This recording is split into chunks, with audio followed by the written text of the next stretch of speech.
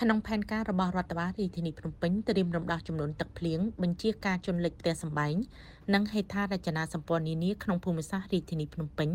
ឯកឧត្តមខួងស្រេងអភិបាលនៃគណៈអភិបាលរាជធានីភ្នំពេញបានកសាងស្ថានីយ៍បូមទឹកគីឡូម៉ែត្រលេខ9ថ្មីមួយទៀតស្ថិតក្នុងសង្កាត់ស្វាយប៉ាក់ខណ្ឌនិស័យកែវដែលមានសមត្ថភាពបូមរំដោះទឹកបាន8ម៉ែត្រគូប34ក្នុង1វិនាទីស្ថានីយ៍បូមទឹកគីឡូម៉ែត្រលេខ9បានចាប់ផ្ដើមការសាងសង់ឡើងក្រោមគំនិតព្រួយផ្ដើមរបស់ឯកឧត្តមអភិបាលរាជធានីភ្នំពេញដោយការដ្ឋានសម្រេចបាន90%ហើយ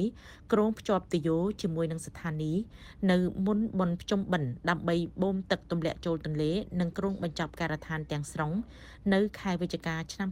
2026ខាងមុខនេះស្ថានីយ៍បូមទឹកនេះមានម៉ូទ័រ4គ្រឿងម៉ូទ័រមុខកាត់1ម៉ែត្រកម្លាំងបូម9000ម៉ែត្រគូបក្នុង1ម៉ោងមានចំនួន2គ្រឿងម៉ូទ័រមុខកាត់8ទឹកកម្លាំងបូម6000ម៉ែត្រគូបក្នុង1ម៉ោងមានចំនួន2គ្រឿងសរុបកម្លាំងបូមទឹក30000ម៉ែត្រគូបក្នុង1ម៉ោងឬ8ម៉ែត្រគូប34ក្នុង1វិនាទីលោកគុណសោភាប្រធានការិយាល័យសាធារណការនិងដឹកជញ្ជូនខណ្ឌនិស័យកែវបានឲ្យដឹងនៅព្រឹកថ្ងៃទី3ខែសីហានេះថាស្ថានីយ៍បូមទឹកគីឡូម៉ែត្រលេខ9មានតួនាទីបូមរំដោះទឹកចេញពីប្រឡាយបាក់ទូកប្រឡាយអូវែងមកគីឡូម៉ែត្រលេខ9ស្ថានីយ៍បូមទឹកនេះមិនត្រឹមតែរំដោះទឹកនៅក្នុងមូលដ្ឋានខណ្ឌនិស័យកែវប៉ុណ្ណោះទេគឺបានរំដោះទឹកចេញពីខណ្ឌដូនពេញនិងខណ្ឌទួលគោកថែមទៀតហើយស្ថានីយ៍បូមទឹកគីឡូម៉ែត្រលេខ9នេះគឺមានអត្ថប្រយោជន៍ខ្លាំងជួយរំដោះទឹកមិនមែនតែក្នុងមូលដ្ឋានខណ្ឌនិស័យកែវទេគឺតាំងពីខណ្ឌទួលគោកនិងខណ្ឌដូនពេញមួយចំណែកដោយសារគាត់ខណ្ឌដូនពេញសង្កាត់ស្រាចកគាត់ធ្លាក់មកតាមបលាយការ5ធ្លាក់មកព្រែកបាក់ទុកហើយបានចេញពីព្រែកបាក់ទុកមកធ្លាក់មកព្រែកអូវែងព្រែកអូវែងបានធ្លាក់មកស្ថានីយ៍បូមទឹកគីឡូម៉ែត្រលេខ9ហើយបានបូមទម្លាក់មកទន្លេសាបលោកគុណសោភាបានបន្តទៀតថាក្រៅពីកសាងស្ថានីយ៍បូមទឹកគីឡូម៉ែត្រលេខ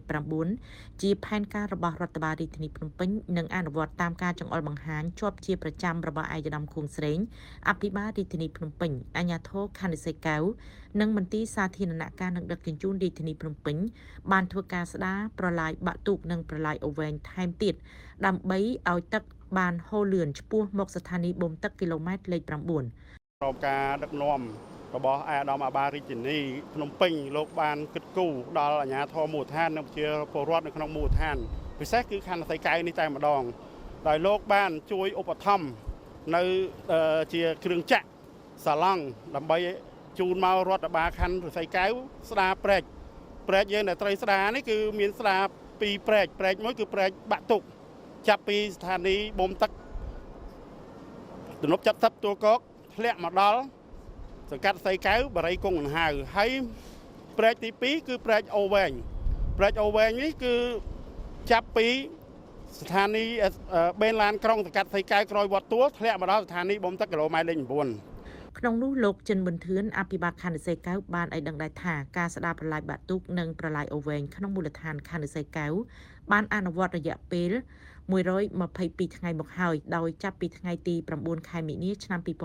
2026ដល់ថ្ងៃទី12ខែកក្កដាឆ្នាំ2026ជាលទ្ធផលប្រឡាយបាក់ទូកស្ដារបានប្រវែង3520ម៉ែត្រនិងប្រឡាយអូវែងស្ដារបានប្រវែង3480ម៉ែត្រសរុបប្រវែង7000ម៉ែត្រប្រើប្រាស់គ្រឿងចាក់និងមធ្យោបាយ11គ្រឿង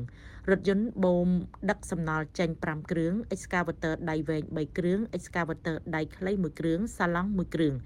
ប្រឡាយទាំងពីរនេះជួយរំដោះទឹកភ្លៀងពេលមានភ្លៀងធ្លាក់ខ្លាំងការពារការលិចលង់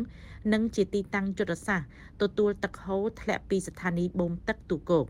ជាមួយគ្នានេះដែរលោកម៉ៅវណ្ណាចៅសង្កាត់គីឡូម៉ែត្រលេខ6ខណៈចុះពិនិត្យមើលប្រឡាយខាងលើនាព្រឹកថ្ងៃទី3ខែសីហានេះបានមានប្រសាសន៍ឲ្យដឹងថាខណៈកំពុងស្ដារប្រឡាយអូវែងឯកឧត្តមអភិបាលរាជធានីភ្នំពេញឲ្យកសាងស្ថានីយ៍បូមទឹកគីឡូម៉ែត្រលេខ9ថែមទៀតវានឹងធ្វើឲ្យសង្កាត់គីឡូម៉ែត្រលេខ6លែងប្រឈមមុខនឹងការលិចលង់ដោយចំនួនទឹកភ្លៀងទៀតហើយនៅឆ្នាំនេះអាយដាមខុងស្រេងអភិបាលនៃបាលរាជភ្នំពេញលោកបានធ្វើការស្ដារដាក់គ្រឿងចាក់ស្ដារជាមួយរួមនឹងសាលាខណ្ឌធ្វើការស្ដារធ្វើឲ្យបន្លាយយើងស្ដារបានស្អាតបានស្អាតមួយទៀតនៅស្ថានីយ៍គីឡូម៉ែត្រ9បានសាលារាជធានីបានរៀបចំដាក់ម៉ាស៊ីនបូមទឹកដាក់បាទសាងស្ថានីយ៍បូមទឹកតម្លាក់ចូលទៅទន្លេសាប វាពាក់ព័ន្ធនឹងនៅពេលរដូវទឹកភ្លៀងកើនឡើងទ្វារទឹកនឹងបិទអញ្ចឹងឆ្នាំនេះយើងមានម៉ាស៊ីនបូមទឹកទៅនោះបាទចំនួន4កំពង់ហើយមួយរយៈចុងក្រោយនេះដើមភាសានេះដើមឆ្នាំនេះឃើញថាពេលភ្លៀងមកខ្លាំងម្ដងវាអត់ឃើញមានផលប៉ះពាល់ដល់ប្រជាពលរដ្ឋទេអញ្ចឹងធ្វើឲ្យលទ្ធផលនេះល្អប្រសើរហើយខ្ញុំបាទតំណាងឲ្យក្រុមប្រឹក្សាសង្កាត់ដូចជារដ្ឋបាលសង្កាត់និងតំណាងឲ្យប្រជាពលរដ្ឋទាំងអស់នៅក្នុងគីឡូម៉ែត្រលេខ6សូមថ្លែងអំណរគុណដល់លោកអភិបាលនៃគណៈបាលរាជភ្នំពេញជាពិសេសឲ្យដំគង់សេងហើយប្រជាជនមានការសប្បាយចិត្តណាស់បាទមិនសប្បាយចិត្តហើយខ្ញុំបាទសូមពីមនីវទៅសាធារណជនទាំងអស់